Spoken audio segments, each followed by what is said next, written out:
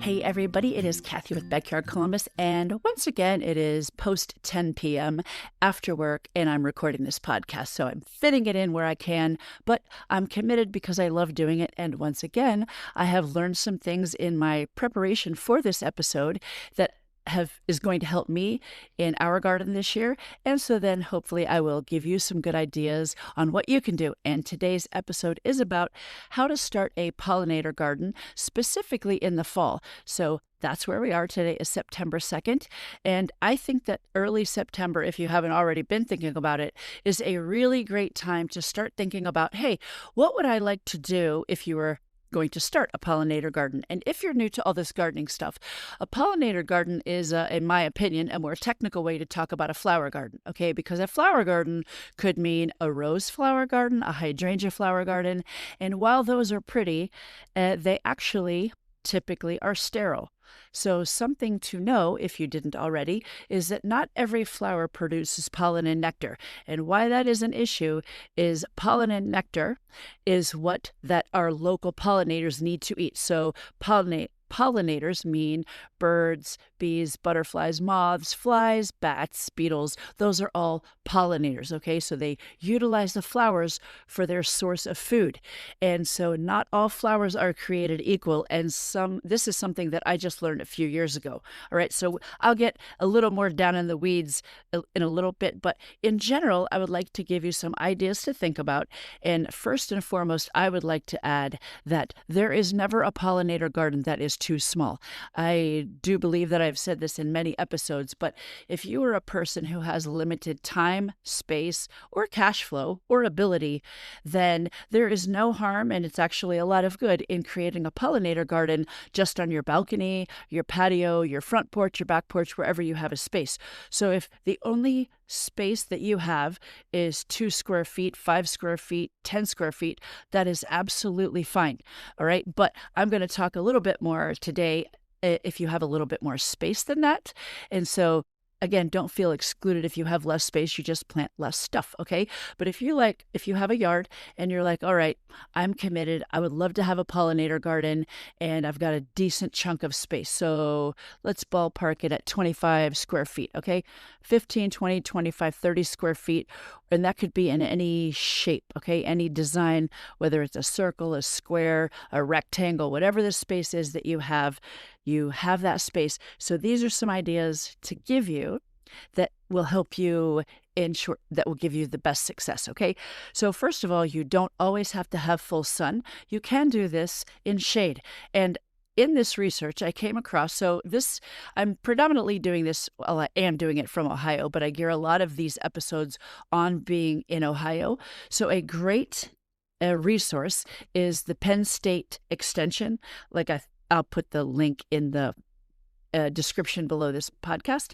Anyway, they have a really great list of pollinator native plants for a shade garden, native plants for a sun garden. They have tree ideas and bush ideas, okay?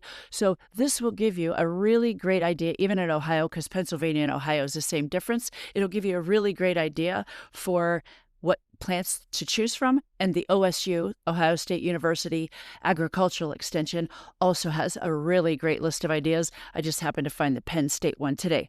So let me just begin by saying that I wrote all this down so I don't get lost, but an effective garden should have a wide variety of plants, okay? So in the research I've done, it said anywhere from 4 to 9 native plants. Again, this is going to depend on the size of the garden that you have, okay?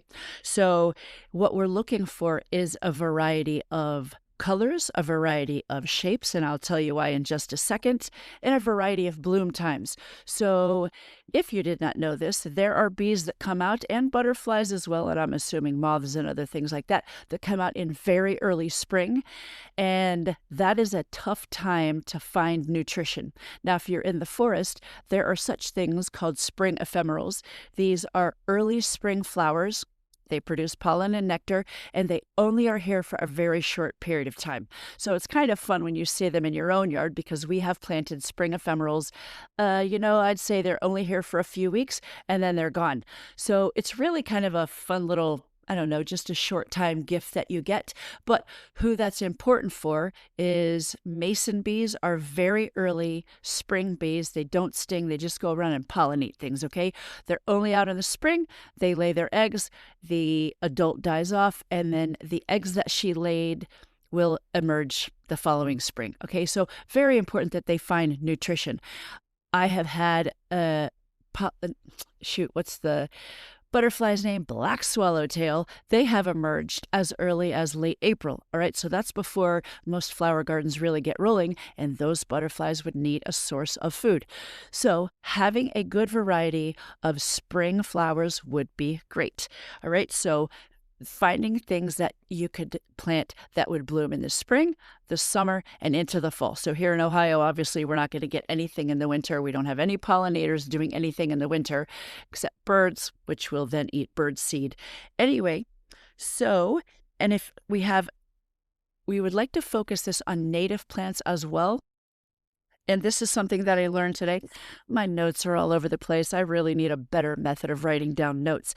Anyway, if you choose native plants specific to your region, apparently the research has shown that pollinators are 4 times more likely to be attracted to native plants than non-native plants. So, hey, that is a really great reason to buy native. And so, if again you are new to this, what a native plant means is basically, it's kind of in the name, it is native to the area in which you live. So that means that forever and ever and ever, that plant has been grown in that area. So our local pollinators have developed a relationship with that plant. Okay, that is my non-technical explanation, but I don't know that you're listening to my podcast for technical explanations, right? I am kind of, again, the idea guy, just planting little seeds in your head, and the almighty Google is there for a deep, deep dive, or people with a lot more knowledge on this subject than me. So anyway, native plants are very important, but also they are a lot easier to take care of. So when you go buy something that's exotic, it's not necessarily a terrible thing. If you are a lover of Asiatic lilies, then knock yourself out. That's kind of actually a poor example because Asiatic lilies aren't that hard to grow. But the point is, when you buy something that is foreign to this soil, foreign to this climate, you are going to have to baby that a lot more. So if you're short on time, I would not encourage you to buy an exotic plant. Native is so much easier. It already knows, hey, sometimes in Ohio, it doesn't rain a lot. Hey, sometimes in Ohio, it gets a little colder at night than I would prefer. That plant can roll with all of that because it's just hardwired that way. So hopefully that makes sense, okay? So we're trying to plant things that will bloom spring, summer, and fall. And in these lists, these agricultural extensions like from OSU or Penn State, it will tell you the bloom times as well, but you can simply Google, hey, what are native plants that bloom in spring for wherever you live? Hey, what are some native plants that bloom in summer for wherever you live? And I would say I have partial sun, I have full sun, I have shade. All right. And so full sun is 6+ hours a day. Maybe you have an area that gets a decent amount of sun, but it's dappled sunlight, or only like less than 6 hours a day, but it gets a decent amount of sun. Then that would be partial sun. And shade, of course, is you really don't get much sun at all. Where people make the mistake, and I have done this in the past, I didn't read the directions on the seed packet or the little tag that comes with the plant, and I planted a full shade or mostly shade plant in the sun. Well, it gets incinerated pretty quickly. They just won't tolerate that. If you plant a full sun plant in the shade, it will wither and die pretty quickly. It needs sun, and they aren't kidding. So I don't want you to waste your money or your time. All right. So we want to have a good variety of native plants in different shapes and colors. So now this is getting a little bit more technical than I'm probably comfortable with, but this I do know. If you can believe it, there are short-tongued bees, long-tongued bees. So long-tongued bees, I'm kind of making this up, but think like hummingbird. Those have long tongues that can, if you're seeing this on YouTube, the tubular flowers, those tongues can reach further. Okay, so that gets more specific with the kinds of bees that flower will attract. Short-tongued bees can't get the nectar or pollen way down in the middle of that flower. All right. So everybody has their little niche that they are capable of doing. You know what I'm saying? So if you have a wide variety, then you will attract a wider variety of pollinators. And apparently, according to what I researched, if you can clump those colors together, you have a greater sporting chance of attracting the pollinators and them being able to find you versus, I won't lie, I probably do the scattering method. I just plant stuff. I mean, unless it's the same species, but I just kind of plant stuff.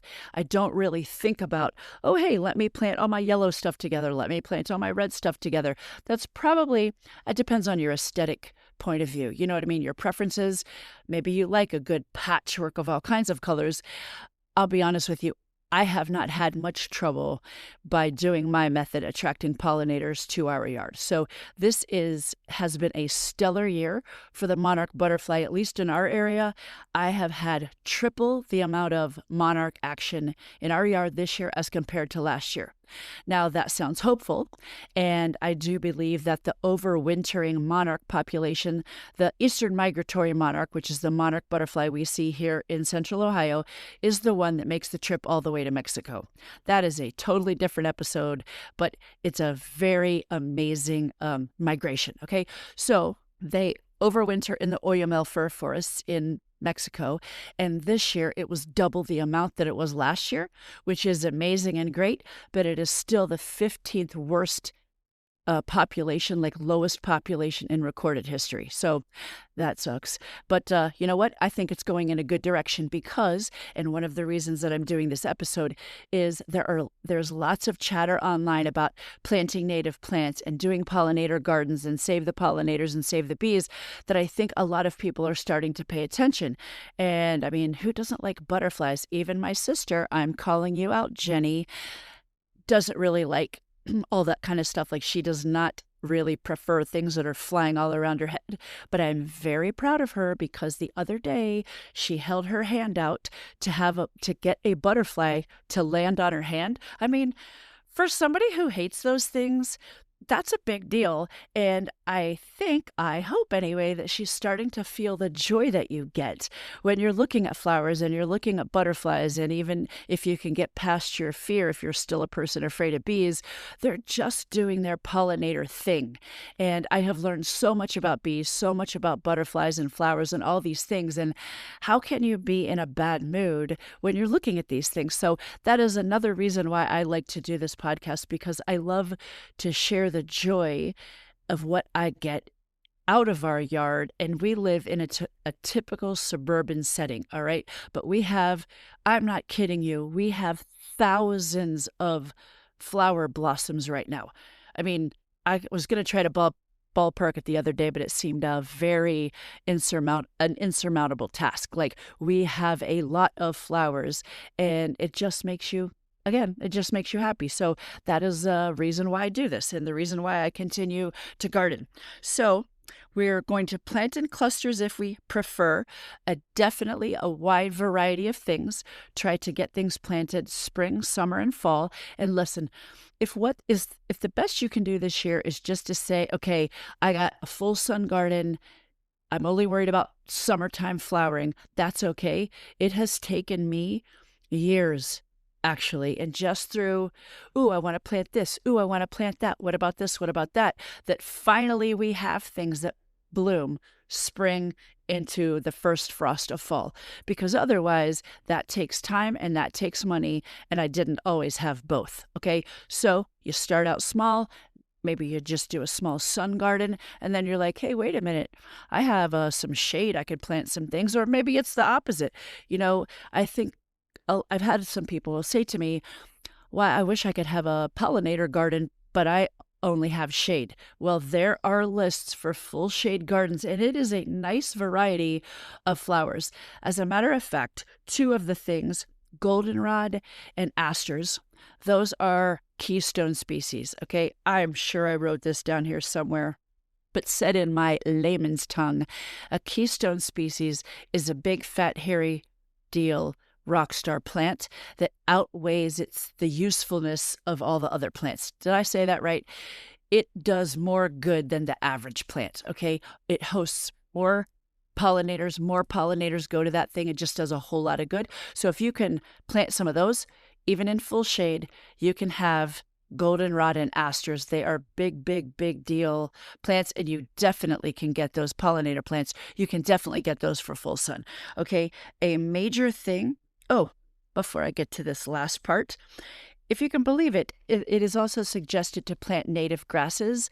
They're little clumpy grasses, not like grass in your lawn, but like little clumpy sedges and sedges. Yes, rushes and sedges. They're little native clumpy grasses, and they actually host some butterfly and moth species. They lay their eggs on those, and that the caterpillars need those little blades of grass to eat. Okay, it won't decimate it, don't worry about that, but the point is that's just another variety, and you can add those in as borders. It doesn't all have to be in one spot. So don't forget about native grasses, and you can Google those native grasses for your area. They actually are pretty neat to add outside, like I said, along the edges in your pollinator garden.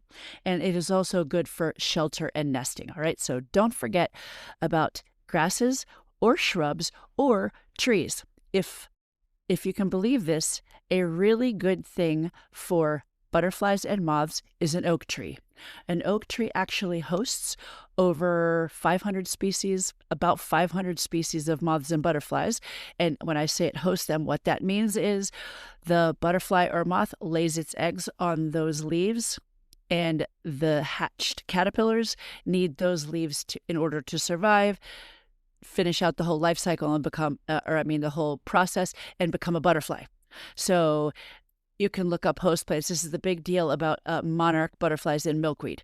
Monarch butterflies need milkweed in order to survive. That's what they lay their eggs on. And a milkweed is a vital part of any pollinator garden. Milkweed is not a weed. It's just a wildflower. Okay, I don't know why it's called milkweed. Anyway, it has a lovely bloom. All of the species of milkweed flower in the early summer to late summer. But the common milkweed has just a wonderful fragrance to it, best suited as a backyard plant. It's not particularly pretty after it finishes blooming, and it gets quite tall. So anyway, you could put that in the back somewhere. But wide variety of milkweed, but without the milkweed, the monarch butterfly would not survive. So this all gets kind of like a whole web of life thing, but just something to think about. Okay, so it is extremely important to be pesticide-free, and maybe you're rolling your eyes like if I hear one more person say stop spraying pesticides and insecticides, you're going to scream. But it is very important because when you broadly spray, there are some specific things that people spray for very concentratedly, very little, and I'm not even going down a rabbit hole about that. But if you're a person that gets your lawn treated with pesticides and or insecticides, you're going to kill everything that you're trying to attract. You're going to kill the ladybugs, which actually ladybugs eat a little pest called aphids, which can attack some flower species. So there's a whole circle of life going on here that you don't want to destroy half of it when you're trying to do good things with a pollinator garden. So if you can greatly reduce your pesticide use, that will go a long way in ensuring the success of your pollinator garden. So let's see if we covered host plants. And oh yeah, last thing, this is why I write this stuff down because I never would have remembered this. Avoiding modern hybrids. So a purist would tell you, do not plant anything but native plants, and I absolutely agree that native plants are always the way to go. I would also add that if what will get you started buying any pollinator plants is you saw one plant at the store, at the nursery, and you're like, oh my gosh, that's the most beautiful flower I've ever seen in my life. I love the color. I don't even care what it's called. I want that. Then you should buy it, as long as it's not invasive. Invasive plants are a whole different thing. But if we're talking about a hybrid, and what I mean by that is, so they have fancy names. They've been hybridized to produce larger blooms, more colorful petals. Those may be pretty, but often they have hybridized the nutrition right out of them, so they are no longer producing nectar or pollen, okay? Or in very poor amounts that it's like absolute junk food. So I don't want to discourage you from putting a smile on your face. So again, if you see a flower that makes you smile, buy it, put it in a pot, do whatever. But then I would ask you if you could also please buy a native plant to at least accompany that. Okay. So if you can do mostly, some people do an 80-20 rule, but if you can mostly do native and then whatever else floats your boat, then everybody wins, right? So I think I have covered everything, and I forgot to put my laptop on mute, of course. There we go. I got things popping in here. Anyway, it's the wrong one. There we go. Anyway, I think that is it. So I hope that I've given you some ideas to consider. It can't be too small. You can never be too small as long as you're doing something. There is a pollinator plant for all light sources, so full shade, partial sun, full sun. We got that covered. A good variety of things in a wide variety of colors, trying to get things in spring, summer, and fall. Avoid your pesticide use and go native when you can. You've got it covered. So, and as far as the fall goes, I don't even think I finished my thought on that. This is what I get for doing this too late. Anyway, the reason why I love the fall, like I said, is because you can plant by seed. So let's say you've got your space picked out. It does not matter if it's full sun, full shade, or whatever. You got your space picked out. Go ahead and grab your seeds, okay? And these are for perennials. Annuals get planted after Mother's Day in the summer, all right? But if we're doing perennial seeds, we would plant them now. Follow the directions. Make sure you put it in the right light spot, okay? Whether it's full shade, sun, or whatever. Plant them now, and then nature will take care of your cold stratification, all right? That is what going through the winter does. So with a perennial, they come back every year, so you only have to plant them once, assuming that they actually were successful in growing. But if you do it by seed, like I said, in the fall, that is the cheapest way to go, because now you're buying a $2.50 packet of seeds instead of buying a $19 plant, okay? Now, yes, will it be smaller? Yes, but it's only going to be 1 year, and most of these multiply rapidly. They typically don't get too out of hand, except for black-eyed Susans. Don't plant those somewhere where you don't want them to spread. And I would check that on the packet. If it says spreads easily or whatever, just consider the space that you're putting it in. But fall is always the cheapest. Me personally, without looking this up, I would say late September, early October is a perfect time. It's not too hot. It's not going to dry your seeds out. And that way, we're on our way to winter. You don't want to do it after it starts frosting, here is the point, because then it's going to be harder to work with the soil. All right, so late September, early October, depending on if it's going to be pretty warm, then maybe into mid and late October. But that is a perfect time to do your fall garden. So start thinking now, where and how and what would you like? And even, again, start simple. You can always go bigger next year. So that is it. I hope you enjoyed my ramble. I hope you got some good ideas. Always thank you for listening. I love it if you shared this podcast with others. If you can check me out on Instagram, Facebook, and even TikTok occasionally, I would really appreciate that. Share that with your friends as well. And you can also find this on YouTube. Have an awesome day.